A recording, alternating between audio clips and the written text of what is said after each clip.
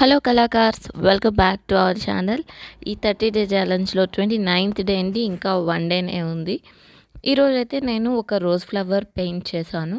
ముందుగానే నేను పెన్సిల్తో sketch గీసుకున్నాను.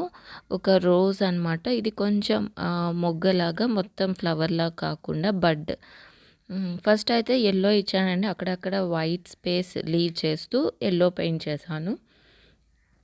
Next నేను రెడ్ కలర్లో కొంచెం ఎక్కువ వాటర్ మిక్స్ చేసి వెట్ ఆన్ వెట్లో ఫస్ట్ వాటర్ వాష్ ఇచ్చి ఎక్కడెక్కడ నేను రెడ్ వేయాలో అక్కడ, తర్వాత ఈ రెడ్ని స్లోగా స్ప్రెడ్ చేశాను. ఫస్ట్ లేయర్ వచ్చి లైట్గా బార్డర్స్ నుంచి లోపలికి అనమాట ఇలాగా స్ప్రెడ్ చేశాను, ఎక్కడెక్కడ నాకు ఆ రెడ్ షేడ్ కావాలో అక్కడ.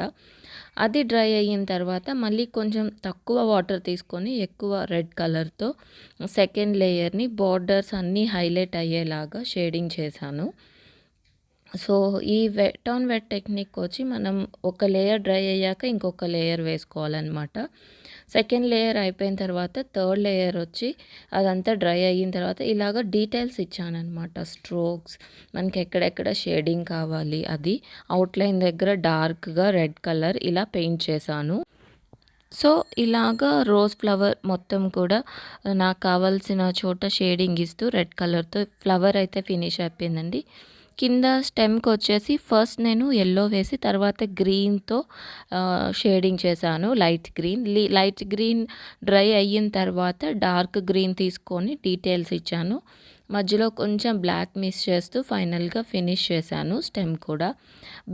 బ్యాక్గ్రౌండ్ వచ్చేసి నేను గ్రీన్ కలర్ని కొంచెం బ్లాక్ మిక్స్ చేసి ఎల్లో మిక్స్ చేసి ఒక గ్రే షేడ్ టెక్స్చర్లో బ్యాక్గ్రౌండ్ ఫినిష్ చేశాను. సో ఈ వీడియో నచ్చితే లైక్ చేయడం మర్చిపోవద్దండి. మీరు ఈ 30 డే ఛాలెంజ్ ఫాలో అవ్వకపోతే లింక్ ఇస్తాను, చూసి నచ్చితే లైక్ చేయండి. ఛానల్లో మిగిలిన వీడియోస్ చూసి నచ్చితే సబ్స్క్రైబ్ చేసుకోండి.